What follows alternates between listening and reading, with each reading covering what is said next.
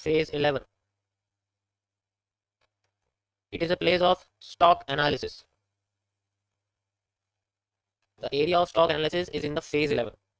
ठीक है, phase 11 के अंदर मैंने stock analysis के बारे में बताया हुआ है कि phase 11 यहाँ लिख देता हूँ, phase 11 आपको दिख जाएगा, phase 11. ठीक, ओके. अब आप कहोगे 10 के बाद तो मैं पढ़ाऊंगा ही नहीं, यहाँ कैसे बता रहा हूँ? कुछ कुछ तो बता ही सकता हूँ, सारी चीजें तो नहीं. अब शांत हो जाओ, सारे कुछ मत लिखो. यहाँ पर मैं आपको आज गैप रिलेशंस के बारे में बता रहा हूँ. तुम्हारी थोड़ी ना गलतफहमी दूर करता हूँ. जिसने चीज समझ ली ना, वो कभी भी स्टॉक मार्केट, इंडियन मार्केट के गैप्स के बारे में थिंकिंग चेंज हो जाएगी. जैसे पहले मैंने आपको जीयूजीडी से रिलेटेड बताया था. जीयूजीडी आपको पता है, गैप अप गैप डाउन वाला जो बताया था मैंने आपको. ठीक है, ये कोई रैंसमवेयर वाला वायरस नहीं है, तो ध्यान से समझो. जैसे मान लो कभी भी किसी भी मार्केट में कोई सी भी कैंडल बनती है, जैसे 3:30 पर, मैं IST के बारे में बता रहा हूँ, इंडियन स्टैंडर्ड टाइम के बारे में बता रहा हूँ.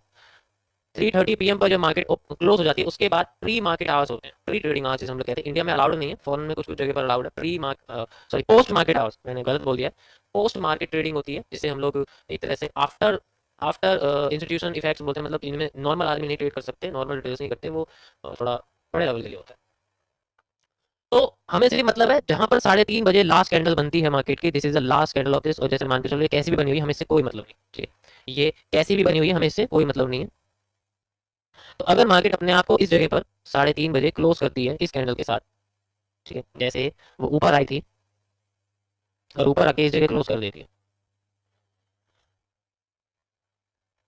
9:15 AM पर, अगली कैंडल गैप अप पे खुलेगी या गैप डाउन पे खुलेगी.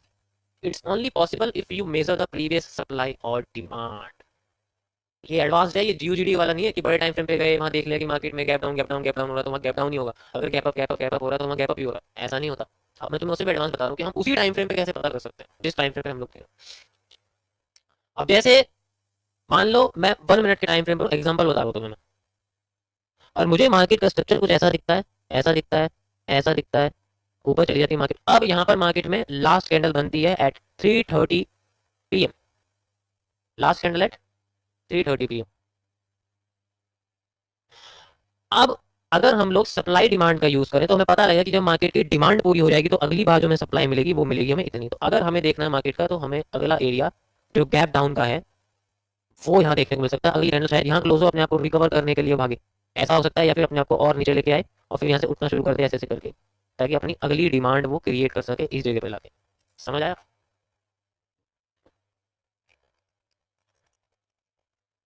समझ आया? ये सारा कॉन्सेप्ट उसकी पिछली सप्लाई डिमांड के अभी अभी तुम्हें दिखाऊंगा चार्ट पे. अभी रुक जाओ, पहले इसको समझ लो यहाँ से क्या होता है. ठीक है, तो मार्केट्स में जनरली ऐसा नहीं है कि वो गैप अप है तो आज तो दुनिया की अलग ही मार्केट चल रही है, उसका पहले से रिलेशन ही नहीं है. उसका पहले से रिलेशन ही नहीं है. रिलेशन है उसका, वो स्ट्रक्चर है. बेशक मार्केट बंद हो चुकी है लेकिन वो स्ट्रक्चर को फॉलो जरूर करेगी. ऐसा नहीं हो सकता कि, ऐसा हो सकता है कि वो NRC बना दे या ERC बना दे. ERC मतलब एक्सटेंडेड रेंज कैंडल जो होती है, जो एक ही कैंडल जो कैंडल 4 5 6 7 बन के एक मूव क्रिएट करना चाहती थी, वही एक ही कैंडल में मूव क्रिएट कर दिया, उसे हम लोग ERC कहते हैं, एक्सटेंडेड रेंज कैंडल, IFC जो होती है.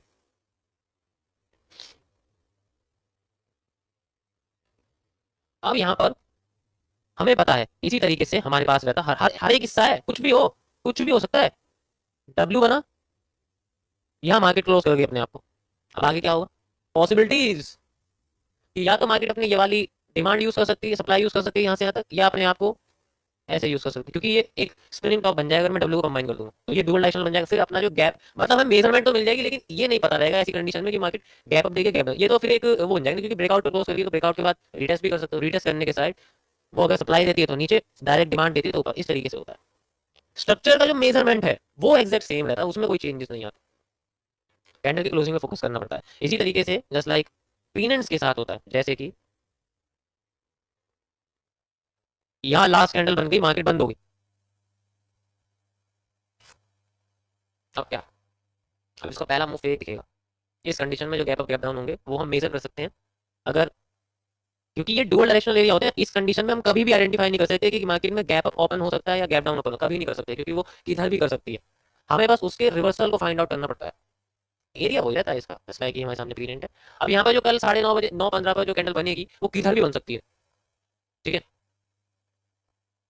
लेकिन जो सप्लाई होगी या डिमांड होगी वो जितनी ये है सप्लाई वो उतनी ये ले सकती है, देन फिर अगर डिमांड चाहिए तो जितनी ये डिमांड है यहाँ से यहाँ तक, ठीक है, ये वाली ये डिमांड यहाँ बन सकती है, देन फिर रिवर्स इस तरीके से क्रिएट होती है यहाँ पर ये सारी चीज़ें, ठीक है। अब यहाँ पर मैं तुम्हें दिखाता हूँ इसके अंदर कैसे तुम्हें देखने को मिलेगा, इसके अंदर देखना कैसे पता लगता है। सो ये क्या है, आज की मार्केट देख लो, क्या है ये, आज की मार्केट दिख रही है ना तुम्हें, 29 तारीख है ना, तो फर्क दिख रहा है कुछ, मुझे फर्क बता दो कि हाँ इससे उसमें मुझे ये लगता है कि जब भी मार्केट उठी मैं तो उसको अलग नजरिए से देखता हूँ कि भाई दिन की पहली कैंडल है, 100 पॉइंट का ऐसे लगाऊंगा, 50 पॉइंट का स्टॉप लॉस लगा दूंगा, छोड़ दूंगा, ऐसे करते हैं क्या? ये क्या है? This is a structure, this is not a, ये देखो जरा, ये एक स्ट्रक्चर है, यहाँ से मैं लगा के दिखाता हूँ, ये देखो, देखा? अब इसमें फर्क बता दो मुझे क्या है, दिख रहा है कुछ फर्क? जितना यहाँ से लेके यहाँ तक की सप्लाई है उतना यहाँ से लेके यहाँ तक की सप्लाई मिली है, फर्क पता लग रहा है कुछ? स्ट्रक्चर वही है, कोई फर्क नहीं। तो ऐसी गलत फहमी निकालो कि एक दिन की जो कैंडल होती है, एक बार की कैंडल होती है, वो बहुत अलग होती है, उसे हमें अलग नजरिए से देखना पड़ता है, ठीक है। तो समझ रहे हो ना? अभी और दिखाता हूँ, रुक जाओ, अभी तो स्टार्ट ही नहीं करा मैंने। अब चलो जरा पिछले पिछले दिन की तरफ चलो जरा, यहाँ आ जाओ जरा, इसमें मुझे फर्क बता दो जरा, क्या है इसमें फर्क बता दो मुझे, कुछ फर्क दिख रहा है?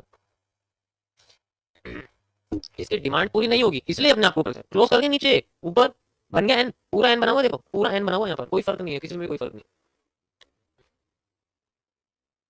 और दिखाता हूँ आपको, यहाँ आ जाओ, ये देखो, ये दिख रहा गैप, भाई जितनी मार्केट अपने आप को यहाँ से लेके यहाँ तक उठा के लाई है, जस्ट लाइक इंडिकेटेड अकाउंट है, and then we have a move like this,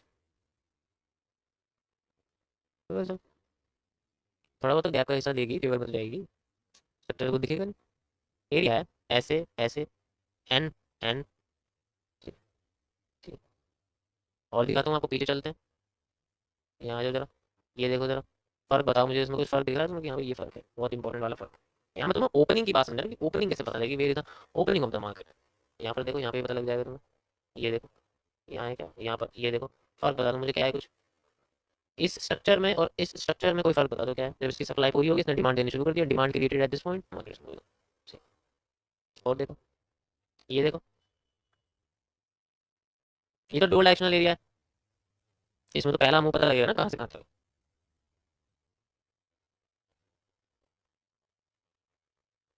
कल आपको बताया मैंने ड्रॉ डाउन और कर्व के बारे में, जब मार्केट कर्व उठती है तो डायरेक्ट ड्रॉ डाउन गिरती है, ये ड्रॉ डाउन वाला एरिया है, और फिर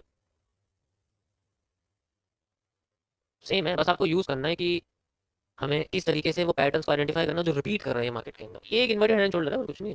देखो जरा ध्यान से, तुम हर जगह ये दिखेगा रिपिटेशन, ये एचसीआर है, यू नो, जो मार्केट अपने आप को कंसोलिडेट करती है तो ऊपर जरूर जाती है, देन फिर रिवर्स करती है, अभी बना के दिखाया मैंने, ठीक है।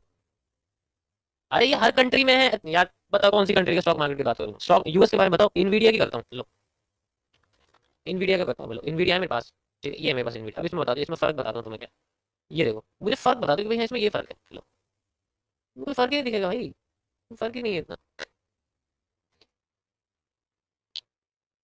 कोई फर्क नहीं।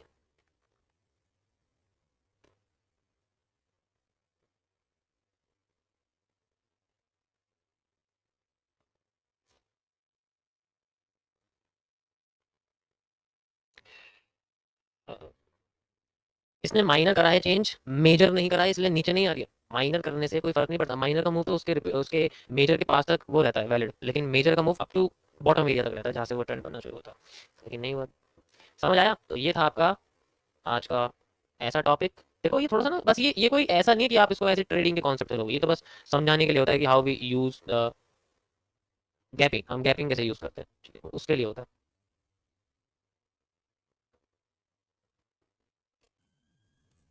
TLC एडवांस्ड वर्जन, ठीक है, ये आपका TLC है। तो ऐसा लग रहा है जैसे डॉल के वो बन गए ना, दो दो चुटियां बन गई हैं, चोटी बन गई, चोटी चोटी होती है ना, ठीक है। इसका मतलब है आपका ट्रेंड लाइन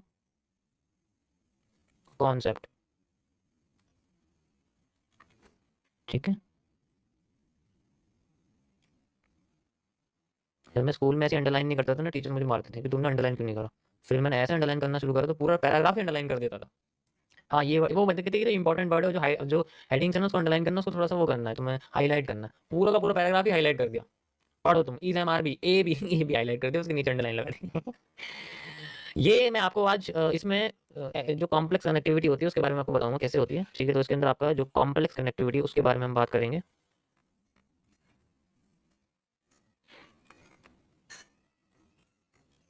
ठीक है, जैसे मान के चलो मैं आपसे कहता हूँ कि कोई भी ट्रेंड है, ठीक है, कोई भी ट्रेंड है, ये आपका कुछ पॉइंट्स हैं,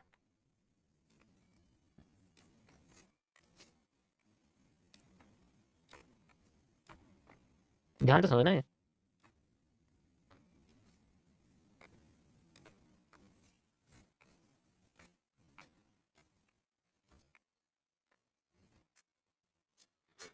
अब मैं आपसे कहता हूँ कि आपको ना ऐसी लाइंस खींचनी है जो इनसे कनेक्ट हो। भाई ऐसी लाइन खींचनी है जो इनसे कनेक्ट हो। कैसे करेंगे? जैसे मैं सबसे पहले कनेक्टिविटी करता हूँ इस चीज की, ये देखो, ये हो गई, परफेक्ट, क्या बात है। पहले मैं मार्केट क्रिएट कर देता हूँ।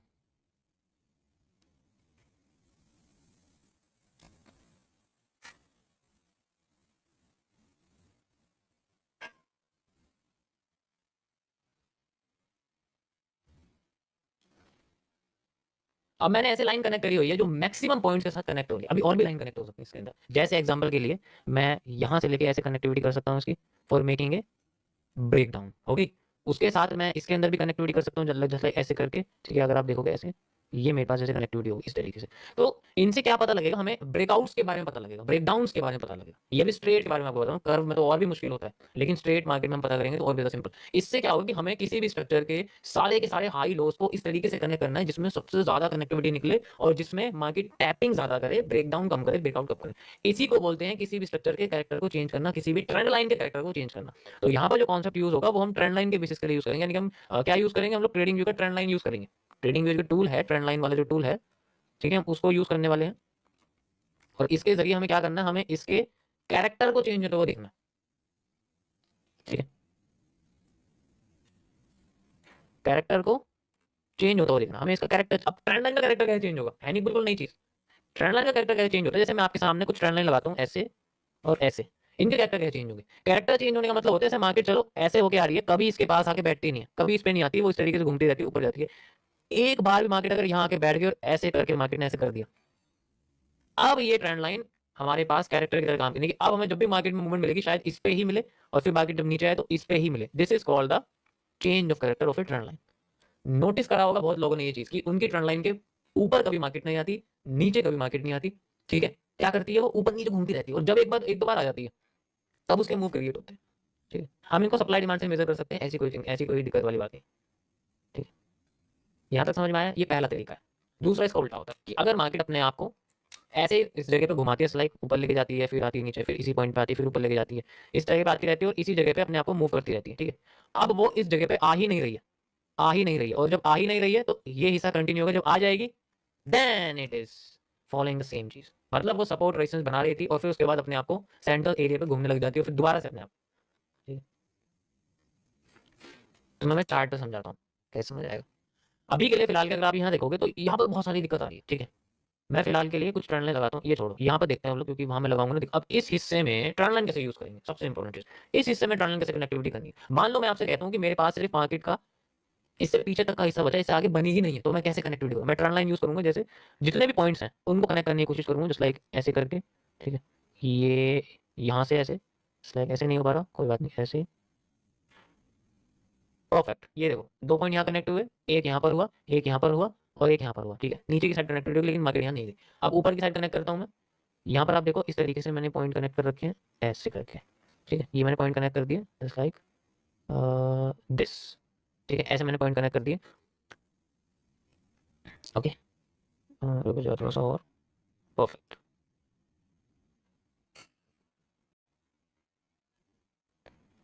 ओके, ये मैंने ऐसे कनेक्ट कर दिया, ठीक है। और भी कनेक्ट करते हैं, देखो किस तरीके से करेंगे। ऊपर की साइड देखो ऐसे, ये यहाँ पर कनेक्टिविटी हो रही है, अगर आप देखोगे ध्यान से ऐसे, ये हमारे पास है, ठीक है। तो कुछ चीजें सिंपल ट्रेंड लाइन से भी हम लोग कर सकते हैं, ऐसी कोई चीज नहीं। जैसे कि देखो, अगर मैंने डोल पॉइंट्स कनेक्ट करें ऊपर से, समझते हैं नीचे की तरफ, मैं ऊपर से अप टू डाउन आऊंगा, ठीक है, ध्यान से समझना। बेरिश एंगल्फिंग, बेरिश एंगल्फिंग, उसके बाद मैंने आपसे बोला कि मार्केट इसके बाद बनी ही नहीं है, तो मार्केट क्या करती है? यहाँ आती है और अपना नीडेड वॉल्यूम छोड़ देती है। हमें अपने दिमाग में अब समझ के रहना है कि अब यहाँ पर मार्केट जब आएगी तो यहाँ पर हमें क्या दिखेगी? आईएफसी कैंडल, यानी कि बहुत बड़ी सी ग्रीन कैंडल दिखेगी आईएफसी जैसी। दिखेगी, दिखेगी या नहीं दिखेगी? और अगर दिखेगी तो वो क्रॉस करेगी। अब हमें सोचने का, अगर उसने क्रॉस कर दिया तो वो उसको इस ट्रेंड लाइन को सपोर्ट की तरह यूज कर सकती है। कर सकती है नहीं कर सकती? क्योंकि अभी वो रेजिस्टेंस की तरह यूज कर रही है। जब वो इस ट्रेंड लाइन को तोड़ेगी तो वो इसको सपोर्ट की तरह यूज कर सकती है। एंड नाउ मार्केट यहाँ पर नीड वॉल्यूम क्रिएट करती है और क्रॉस करके यहाँ देखो आपके सामने क्या बना हुआ है, यहाँ देखो ये क्या है, बनी हुई है बड़ी सी कैंडल। और अब ये इसको एज ए सपोर्ट की तरह यूज कर रही है, नीचे से इंड्यूसमेंट्स वगैरह भी आ रही है, and then we have a bullish engulfing इस एरिया पे। This is the real area of execution. अगर मैं पूरे पैटर्न की बात करूं only basis on this line, ये पूरे पैटर्न के लिए लागू रहेगा, ये मतलब छोटे एरिया के लागू नहीं, पूरे पैटर्न के लिए। तो अगर हम इसमें सप्लाई डिमांड मेजर करनी है तो पूरे पैटर्न के हिसाब से सप्लाई डिमांड लेंगे, क्योंकि मैं इस पूरे के पूरे हिस्से की बात कर रहा हूं। तो अगर मुझे इसमें सप्लाई डिमांड लेनी तो पूरे के पूरे हिस्से की लेनी पड़ेगी। समझ आ रहा है क्या कह रहा हूं? तो अगर वो अपने आप को क्रॉस कर गई ना तो वो सपोर्ट किसको बनाएगी? जिसको रेजिस्टेंस बना रही थी। इसी तरीके से अगर वो अपने आप को सपोर्ट बना रही है तो अगली बार उसको रेजिस्टेंस बना देगी। जैसे एग्जांपल के लिए अभी ये मार्केट नीचे की साइड अपने आप को सपोर्ट बना रही थी। अभी इस स्ट्रक्चर के आपके सामने जो ये स्ट्रक्चर बना हुआ है, इस स्ट्रक्चर के मैं ऊपरी भाग के बारे में बात कर रहा था, यानी ऊपर के हिस्से के बारे में बात कर रहा था, जिसमें ऊपर का हिस्सा ही मार्केट अपने आप को रेस्पेक्ट कर रही थी, ऊपर ही चली गई। अगर ये उल्टा हो जाता, भाई हर चीज के बारे में सोचना पड़ता है ना हमें, अगर ये उल्टा हो जाता तो बेसिकली हमें क्या दिखता? ये जो हमारे सामने मार्केट सपोर्ट्स बना रही है, बना रही है, बना रही है, यहाँ पर आप देखोगे तो मार्केट अपने आप को इससे क्रॉस करके फिर इसे रेजिस्टेंस बना के नीचे आती। ये सेम हिस्सा फिर हमें यहाँ दिखता। मैं आपको बना के दिखाता हूँ कैसे दिखता है। मैं देखो, यहाँ से देखते हैं, नहीं यहाँ से देखते हैं। ओके, ये इसको मैं मिरर्ड कर देता हूँ। क्या हो गया, नीचे आना, मिरर्ड। यहाँ से ये हिस्सा बनता एंड फिर हमारे सामने एक क्या निकल के आता है यहाँ पर, अगर आप देखोगे इस जगह पे, ये देखो, ये थोड़ा सा बड़ा हो गया, कोई बात नहीं, रुको जाओ मैं इसको थोड़ा अच्छे से कनेक्ट करता हूँ, रुको, थोड़ा सा और अच्छे से कनेक्ट करता हूँ। ठीक है, यहाँ से और बार बार से मैं इसको 2 पॉइंट से कनेक्ट कर देता हूँ। ठीक है, मैंने सिर्फ 2 पॉइंट से इसको कनेक्ट कर दिया, चाहे तो। अब मैं इसको यहाँ से ऐसे करके लगा रहा हूँ। ठीक है, ऐसे करके you can see like this. ठीक है, इस जगह से यहाँ पर। अब ये अपने आप को एज ए रेजिस्टेंस की तरह यूज करती है हमारे सामने। डायरेक्ट क्रॉस करती है, फिर देखो यहाँ तो ये नीडेड वॉल्यूम देख सकते हो, ये देखो नीडेड वॉल्यूम दिख रहा है, क्रॉस कर दिया एंड देन मार्केट क्रिएट्स है इसी जगह पे। मार्केट अपने आप को एज रेजिस्टेंस बना रही है, इस पर नहीं बना पाया क्योंकि ये स्लैंटिंग में ज्यादा है, इस वजह से मार्केट अपने आप को ज्यादा यहाँ ला नहीं पाई। क्योंकि देखो ऐसे कंडीशन पे हम लोग कर्व लाइन यूज करते हैं, क्योंकि वो अंदर चली जाती है किसी भी पैटर्न के, वो अंदर चली जाती है किसी भी पैटर्न के, वो डायरेक्ट नहीं दिखती है। ठीक है, उसके बारे में आपको बताऊं, अभी सिर्फ सिंपल ये समझो, एक्सपेक्टेशन दोनों साइड की रखनी पड़ती है, क्योंकि एनालिसिस में यही होता है, हम किसी एक साइड की एक्सपेक्टेशन नहीं कर सकते। समझ आया? अभी सिंपल के लिए नीडेड वॉल्यूम वाला एरिया ये समझो कि यहाँ पर मार्केट ने बनाया हुआ है। ऐसे ही ऊपर भी देख सकते हो, ऊपर देखो मैं आपको ऊपर दिखाता हूँ, ऊपर में अगर आप यहाँ देखोगे तो नीडेड वॉल्यूम क्या है, भाई नीडेड वॉल्यूम क्या है हमारे पास, नीडेड वॉल्यूम के एरिया में तो ये चीज हुई, ये नीडेड वॉल्यूम है, ये देखो यहाँ पर भी ये चीज हुई है। ठीक है, लेकिन मेरा मेरा समझाना नीडेड वॉल्यूम के लिए नहीं है, मेरा समझाना आपको ट्रेंड लाइन के ऊपर है, कि ट्रेंड लाइन पे हमें सपोर्ट बनता हुआ देखना चाहिए जहाँ रेजिस्टेंस बना हुआ। ओके, चलो, we are on FTC, FTC chapter 2। FTC मतलब फेयर ट्रेडिंग कॉन्सेप्ट्स। ये ट्रेडिंग के आपको पता ही है पहले से। अच्छा, डे वन किस किस का, भाई ये बताओ पहले, किस किस का डे वन है? ठीक है, पहली पहली बता दो। ओके, डे वन वाले बताओ, डे टू वाले नहीं, only day one. I want only day one. यो,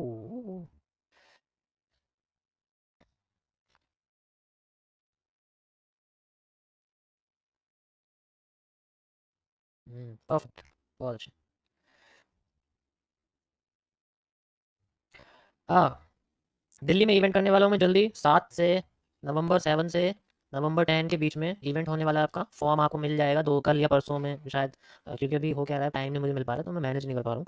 तो 7 से 10 नवंबर के बीच में दिल्ली में इवेंट होगा, एक मेंटोरशिप होगी जिसमें सिर्फ 150 से 100 बंदे होंगे। मैं नंबर भी नहीं जानता, मैंने सेलेक्ट नहीं किया है कितने लूँ कितने नहीं लूँ। ठीक है, बता दूंगा आपको क्या होगा उसके अंदर। One of the best master class मैं वहाँ दूंगा, पूरा तैयार हो गया, बेहतरीन, नो। चलो, ओके, अब मुझे आइडिया हो गया कितने लोग यहाँ बैठे हुए हैं। तो आज आपका चैप्टर 2 है। कल मैंने आपको लॉट डिस्ट्रीब्यूशन के बारे में बताया था, लॉट रीडिस्ट्रीब्यूशन या रीमास्टरिंग जो होती है उसके बेसिस पे आपको बताया था। ठीक है, अब यहाँ पर शुरू होता है आगे का, यानी कि क्योंकि अभी हम तो बिगिनर, मैं अभी बिगिनर, मैं तुम्हें ऐसे बताऊं जैसे मैं खुद ये सब कर रहा हूँ एग्जाम्पल के लिए। देखो ये सब रिजल्ट आसान नहीं है, ये मैं अभी तुम्हें इसके कॉन्सेप्ट से नहीं बता रहा हूँ। ठीक है, मैं तुम्हें दिखाता हूँ, एक चीज़ दिखाता हूँ, रुको 1 मिनट रुको जरा।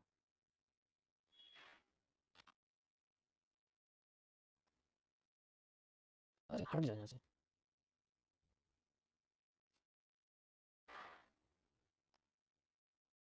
1 मिनट रुको गाइस, बस होने वाला है।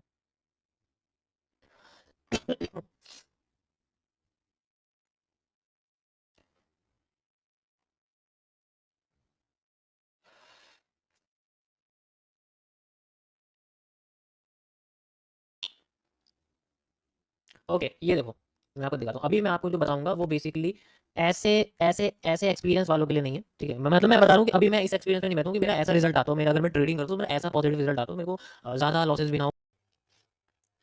इसका डे वन, अच्छा,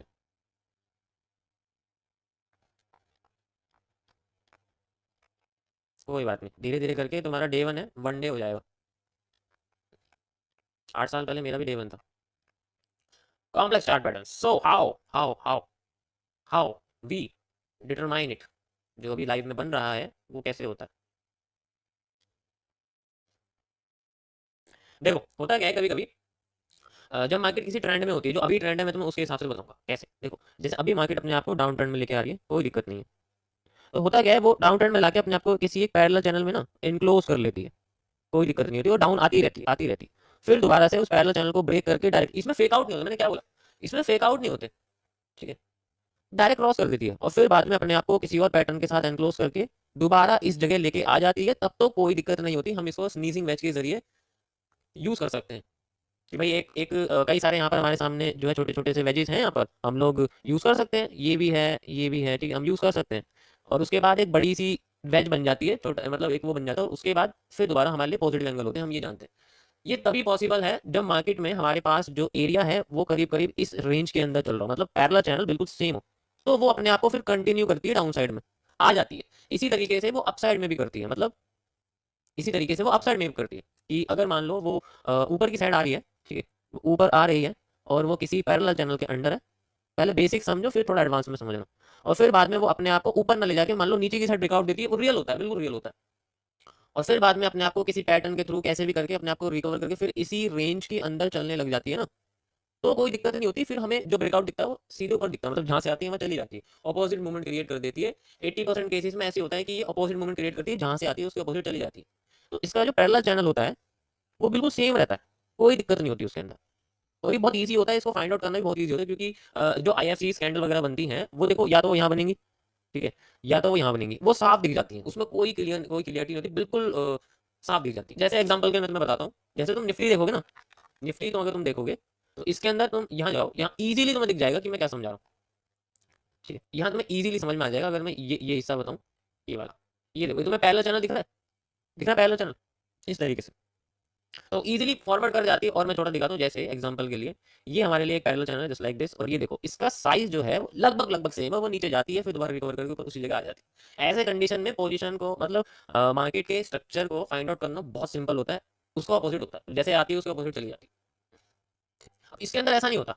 अगर मान लो ये हिस्सा या तो एक्सपेंड कर जाए, लास्ट वाला जो वेज है वो या तो डबल हो जाए या फिर वो आधा हो जाए, उस कंडीशन में क्या करते हैं। अभी हमारे सामने जो लाइव में है इसमें दो कंडीशन आती है। अभी लाइव में क्या हो रहा है कि हमारे सामने ऐसा नहीं बन रहा, हमारे सामने कैसा बन रहा है, वो नीचे आ रही है, तो आराम से नीचे इस तरीके से वेज क्रिएट करती है और फिर बाद में वो नीचे ब्रेकआउट देके, ठीक है, और फिर दोबारा इसी जगह पर अपने मूवमेंट को बड़ा कर देती है।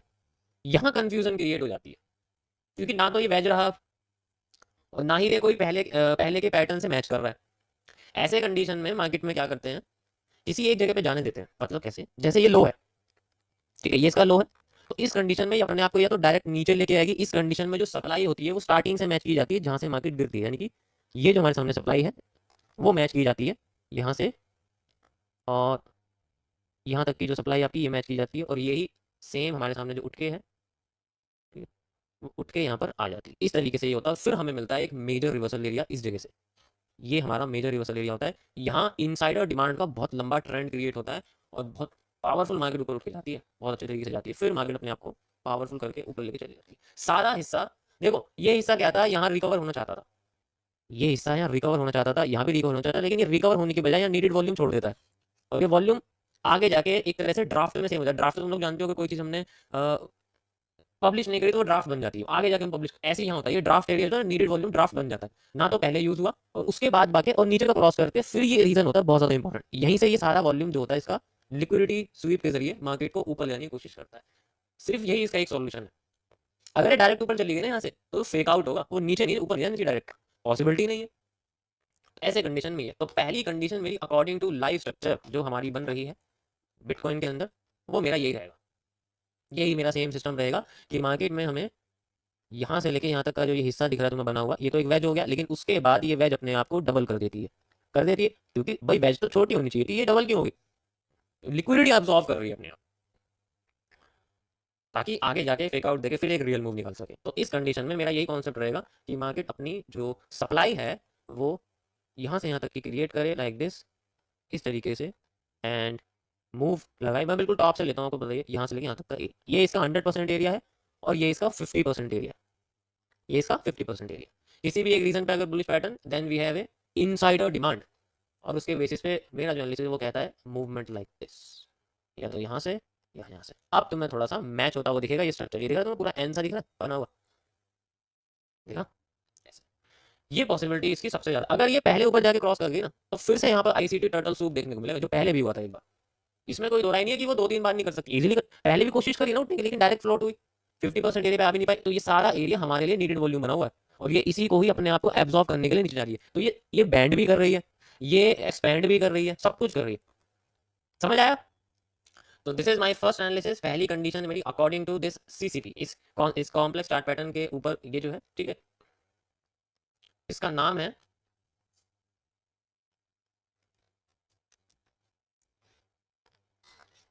इसका नाम है IW, ऐसे लिखा हुआ मैंने, इंस्टेंट वेजिंग,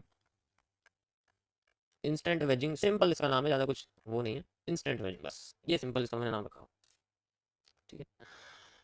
ओके गाइस, सो इसका पहली कंडीशन मेरी ये रहेगी अकॉर्डिंग टू दिस स्ट्रक्चर, ठीक है। ये मैंने टेलीग्राम चैनल पे, व्हाट्सएप चैनल पे अपना एनालिसिस शेयर कर दिया। कोई भी मेरी स्ट्रीम पर बाय सेल नहीं करेगा, ना ट्रेडिंग करेगा, ना बाय सेल मांगने आएगा, अपनी पसंदीदा किसी भी स्टॉक क्रिप्टो एसेट के रिकमेंडेशन लेके यहाँ पर पैसे की रिकवरी करने नहीं आएगा। ओके, ये थी पहली कंडीशन अकॉर्डिंग टू दिस। दूसरी कंडीशन क्या हो सकती है, अब उस बारे में, ये तो एक साइड है कि चलो ठीक है, वो अगर इस तरीके से आती है तो मान सकते हैं वो ऐसा क्रिएट कर सकती है। इसके अलावा और क्या हो सकता है, इसके अलावा और क्या हो सकता है, इसके लिए हमें थोड़ा टाइम फ्रेम को इसे स्क्वीज करना पड़ेगा, टाइम फ्रेम को 4 आवर में करना पड़ेगा। अब यहाँ पर थोड़ी सी ना खिचड़ी कम हो गई है, एक क्लियरिटी नजर आ रही है, और एक हमें डबल सप्लाई देखने को मिल रही है। कैसे, ये देखो, ये जो हिस्सा है हमारा टॉप से बॉटम तक का, you can see like this, ये हिस्सा डबल हो चुका है। एग्जैक्ट करंट पॉइंट पे तो 50% है, लेकिन जो हिस्सा यहाँ पर, जो हिस्सा यहाँ पर है हमारे सामने, ये सप्लाई जो है वो डबल हो चुकी है, 50% एरिया पे अभी भी रिजेक्शन कर रही है।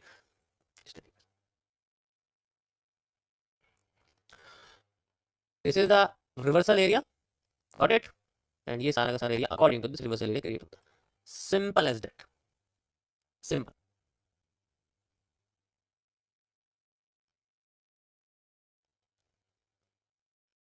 ठीक है, अपडेट करने की जरूरत नहीं, दूसरे के साथ हम मैच कर सकते हैं इसको। तीसरी कंडीशन क्या हो सकती है उस बारे में मैं आपको एक्सप्लेन करूंगा, ठीक है, इसको भी मैं शेयर करता हूँ। पॉसिबिलिटी हर चीज़ की हो सकती है, डिपेंड करता है बुलिश पैटर्न कहाँ पर आते हैं। ये 4 आवर पर है, ठीक है, तो ये थोड़ा लंबा चलेगा। ओके, अभी ना हो क्या रहा है मैं तुम्हें बताता हूँ। अभी तुम देख रहे हो कि मैं ज़्यादातर दूसरी तीसरी चौथी कंडीशन नहीं दे रहा, है ना, देखा होगा, नोटिस कर रहे हो, मैं दूसरी तीसरी चौथी में 3-3 कंडीशन हर बार नहीं दे रहा, पहले दे रहा था। इसका मतलब जानते हो क्या है? इसका मतलब यह है कि मार्केट स्ट्रक्चर बहुत सिंपल बना रही है, अभी कॉम्प्लेक्स नहीं बना रही, इसलिए हम लोग अब मैं एक स्ट्रक्चर दे रहा हूँ, वही फॉलो हो रहा है बार बार, पिछले 15 दिन से एक ही एनालिसिस हो रही है बार बार, और वही ज्यादातर फॉलो हो रही है, वही ज्यादातर फॉलो हो रही है, वही ज्यादातर फॉलो हो रही है, क्योंकि कॉम्प्लेक्स कुछ बन ही नहीं रहा यहाँ पर। कॉम्प्लेक्स कुछ बन ही नहीं रहा, कॉम्प्लेक्स क्या कॉम्प्लेक्स बन रहा है, कुछ भी कॉम्प्लेक्स नहीं, सिंपल बन रहा है। तो अब यहाँ पर जो करंट है मैंने ये थोड़ा सा कॉम्प्लेक्स है, इसीलिए इसकी कंडीशन ज्यादा रखनी इंपॉर्टेंट है, क्योंकि ये एक की लेवल है मार्केट का, एक तो हाई पे चल रही है पहली बार।